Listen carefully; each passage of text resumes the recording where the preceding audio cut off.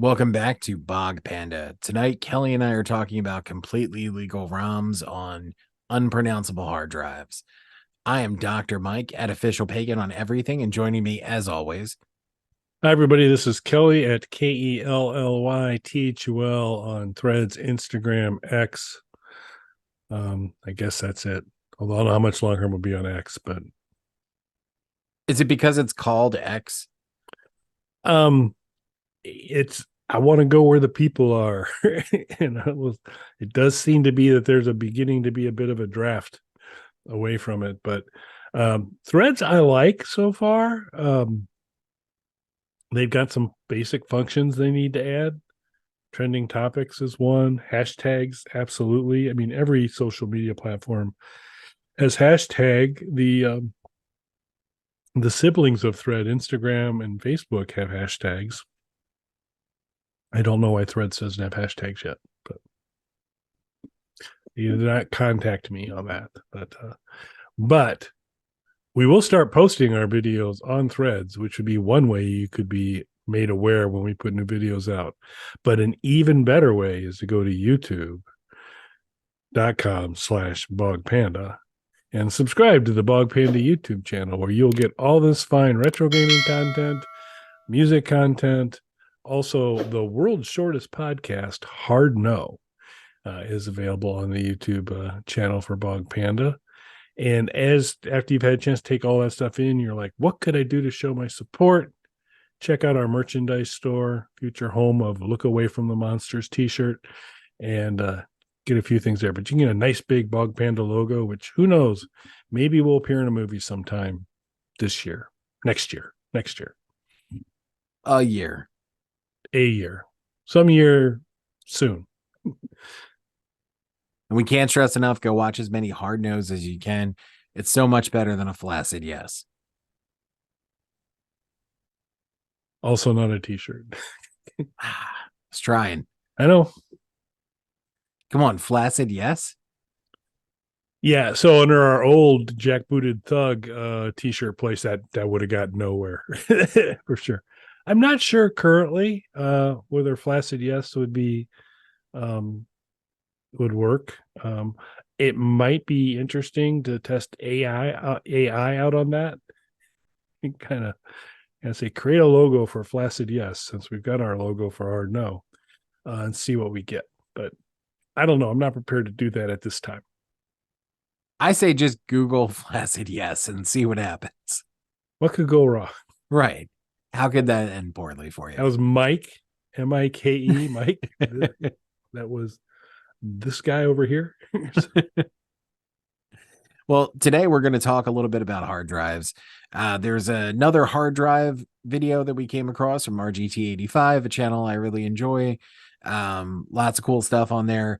This hard drive is getting interesting, and it touches on stuff that we've talked a little bit about on the previous hard drives that it's delving further into. So not only are these hard drives, preloaded with emulators and ROMs of games that I'm sure are totally legal and licensed, but we're starting to creep into more current games. So some of the more recent hard drives that we've seen some videos on, you're getting your N64, PlayStation 1, things like that. But some of them are getting into PlayStation 2 and GameCube and Saturn and things. And now we're getting into PlayStation 3, 4, and Wii on this one. So I feel like, again, it's, what's retro? Where does retro start? And how do you feel personally about picking up something that has such recent content on it? So if I happen to have a device that has suspect ROMs from video games that were released in the 80s or 90s, I feel a little less exposed than if I'm going, oh yeah, this title was out last year. This was very recently available. This was in the stores where I could still go buy a physical copy of this. When all of a sudden those are popping up and showing up with super regularity, I was like, I don't know if I should be able to have this. This seems wrong. you go back far enough and you just pretend that there's been fair use, or copyrights have expired, or that you can kind of lie to yourself a little bit more on the older software. But on the newer software, it gets a little less comfortable, because it does, um, you know, not that we'd be using these, but then that is, when you talk about kind of software piracy, uh, that feels a lot more piratey to me. The most piratey is when PlayStation 4 games are showing up, and kind of major PC titles are showing up as available options. Um, that part of it's crazy. And it's interesting because this is basically, it's the hard drive with the programs on it to run. You need a computer to do it. RGT85's video, he talks through about there's a lot of pretty cool options you can get for small computer boxes now, and get a pretty powerful system for a pretty reasonable price, and to be able to power. But this hard drive has to plug into something for you to do it. And I don't know. It's just like I said, the more recent games make me a lot less comfortable. How about you?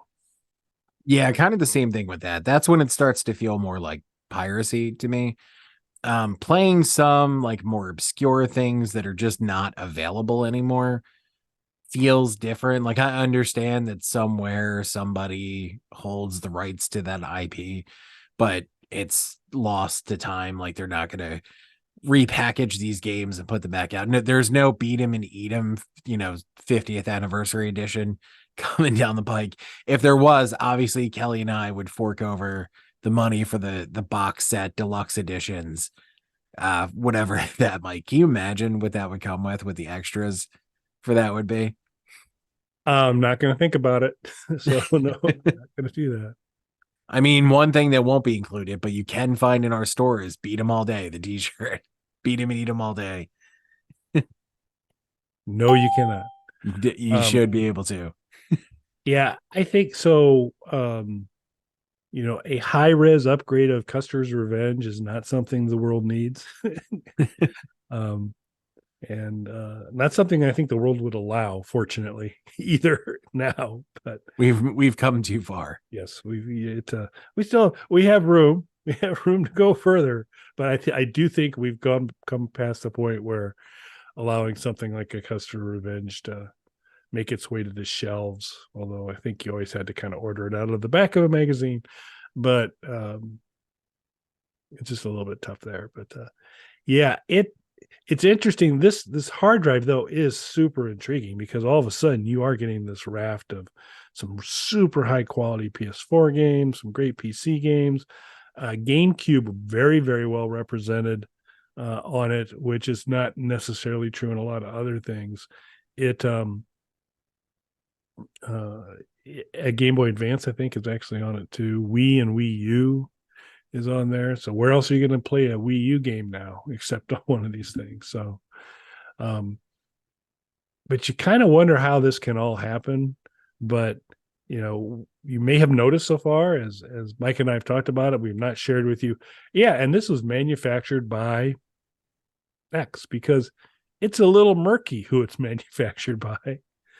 There is a Godo, or Godo, I don't know the appropriate way to say it, label across the front of this hard drive. But that, I don't think it's actually the company's name, and actually listed in Amazon as a jumble of letters that looks like a Words with Friends draw of tiles. And so I don't really know. Yeah, I think it's all murky. I think clearly a lot of this stuff is coming from different countries where technically these are probably legal there, because there are countries that don't recognize international copyrights and trademarks and things like that. So a proliferation of pirated material is available there. And that's where a lot of this stuff comes from specifically. So I'm not mentioning any kind of names, because obviously we wouldn't use anything with illegal ROMs on there. So I wouldn't even know where that would come from. Hansen Land. Those sounds right. dirty, rotten Hanson land people, Hanson landers. That sounds right. Yeah. No respect for copyrighted Hanson land. But yeah, it's on one hand, like I obviously see the appeal of something like this, but I do think when you're getting into games that are this recent to where you could go to a GameStop and buy like a used copy of some of these games pretty easily, you're getting into where this feels a lot more like piracy than it does, a historical educational experience that something on a Super Console X might be. Yep. Yeah, because the Coke wins Space Invaders version where you're shooting cans of Pepsi, the letters to the word Pepsi actually. Uh, that's that's not at your local Walmart. the the creator of that is not actively selling their wares anymore. It yeah, it does feel good. And I mean, it's not even used copies. I think so for like PlayStation 4 games, I think those are still, on shelves and available. So that gets pretty spooky to me to kind of have this huge swath of stuff to say, oh yeah, here are these $50 games. Here's 20 of them. There you go. Yeah, and then we haven't mentioned before this hard drive is around $140. Yeah. So very affordable. um, very affordable. I mean, that's not a whole lot more than a Super Console X. So Imagine how many beat 'em and eat 'em all day t-shirts you could buy for that same amount of money. no, so Mike, I want you to have a goal, something for you to think about. Is maybe for the next, I don't know, 100 shows, maybe you cannot bring up Peter Medium. Just a thought. I'll be But honest, it seems unlikely. yeah, I think so too. But I can ask. So I'll continue to ask. So I'll come up with the design for the shirt. super. That's excellent news, Mike. Thank you. I assume that's where you're going with this. No, I'm going. Stop. Just stop.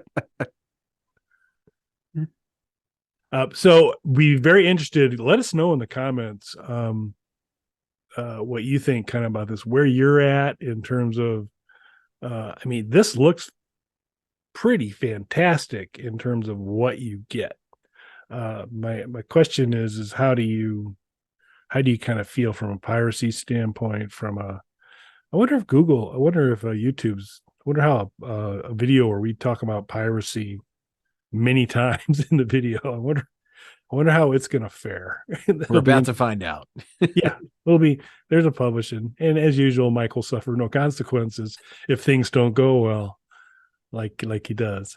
So we'll have to see on that. But yeah, but let us know in the comments. One, is this something? I mean, price like this is a steal. No pun intended. This is a really affordable option here for some tremendous quality. Heck, just even for the GameCube stuff, it'd be amazing because you just never seen a good curated collection of that. So, but you get so much more. So let us know what you think. Was this something you'd look at? Have you got it already? What's your experience with it? It does look like it's a level above a Super Console X, which, as we've chronicled in our journeys in the past, it's kind of a coin flip when you get one, whether it's going to work or not. Fortunately, I got one right out of the gate. It took Mike a couple at bats, but he's got one that does now too. So, but this looks better quality to me. Better controller. Yeah, absolutely. It definitely, I mean, it's worth the money for what you're getting for it. It's just your own personal, question of, do you think it's okay to own this? Obviously, I think everybody has to kind of figure that out for themselves. And you have to take a good hard look at yourself in the mirror wearing that beat 'em and eat 'em all day t-shirt and think, are you okay with this? So that whole not mentioning beat 'em and eat 'em, I intended to start now. Oh, I thought you meant like next episode. The clock had started.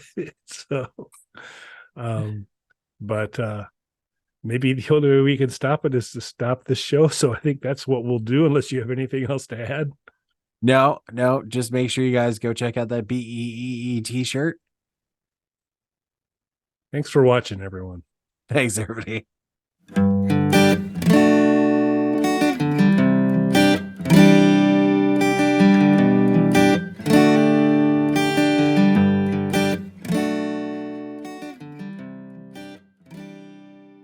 Bog Panda.